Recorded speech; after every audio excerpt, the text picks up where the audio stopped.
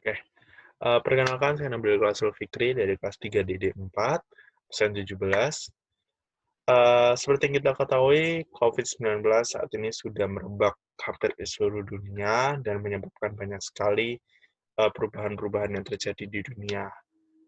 Dan perubahan-perubahan tersebut termasuk di antaranya di bidang ekonomi. Nah, dari COVID-19 ini ada beberapa hal yang akan berubah dari pasar. Sekarang kita akan membahasnya dari aspek perilaku konsumen, di mana salah satu perilaku yang berubah adalah konsumen banyak sekali melakukan panic buying. Jadi mereka berbondong-bondong pergi ke supermarket atau ke suatu tempat untuk membeli barang-barang secara besar untuk stok di rumah. Nah, sebenarnya hal ini itu tidak perlu terjadi karena dengan panic buying, persediaan itu akan menipis sehingga, nantinya harga-harga ini akan melambung tinggi. Jadi, apa namanya, dari perilaku konsumen panic buying ini akan merugikan banyak sekali pihak, seperti itu. Kemudian, eee, terjadi juga perubahan perilaku konsumen, yaitu pergeseran dari orang-orang yang membeli langsung ke toko menjadi membeli secara online. Hal ini terjadi karena memang adanya himbauan pemerintah untuk physical distancing dan work from home, jadi mereka lebih memilih untuk stay at home, kemudian mereka akan melakukan pembelian secara online melalui beberapa marketplace-marketplace yang tersedia, gitu. Jadi,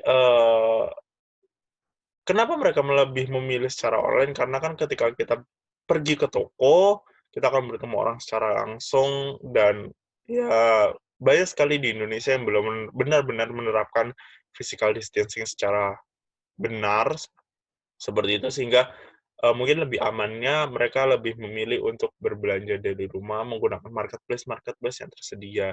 Dan berbelanja ini tidak hanya untuk kebutuhan pokok saja, namun juga, untuk kebutuhan-kebutuhan lainnya mereka sudah belanja melalui marketplace-marketplace yang tersedia. Kemudian perubahan yang ditinjau dari aspek perilaku bisnisnya, eee, banyak sekali eee, bisnis-bisnis yang agak tersendat, bahkan berhenti karena memang, tidak adanya konsumen, seperti itu. Jadi karena memang, kita harus mengurangi kegiatan di luar, kemudian, apa namanya, sehingga menyebabkan banyak-banyak bisnis yang tersendat bahkan berhenti. Nah juga karena hal ini juga banyak sekali dari perusahaan-perusahaan yang dengan sangat terpaksa merumahkan karyawan-karyawan mereka, bahkan tidak sedikit juga,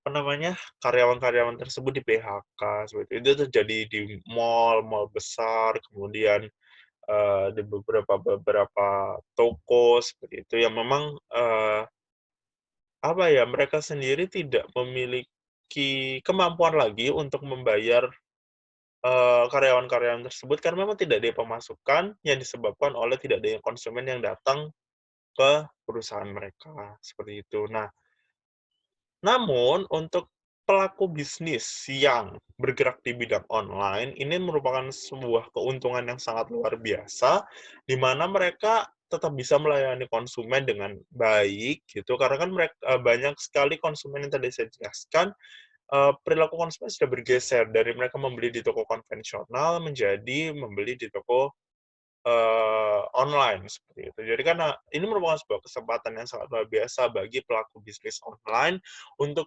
mengembangkan usaha-usaha mereka, seperti itu. Nah, yang akan saya lakukan secara pribadi apabila saya merupakan salah satu pelaku bisnis yang terdampak atas COVID-19 ini, yang pertama, saya akan memulai memasarkan produk saya via online. Apabila memang perusahaan saya sebelumnya bergerak di bidang konvensional ya. Jadi saya akan mulai, memasarkan produk saya secara online, di mana apabila saya bergerak di penyediaan produk, saya akan mulai membuka, toko-toko di marketplace, seperti itu.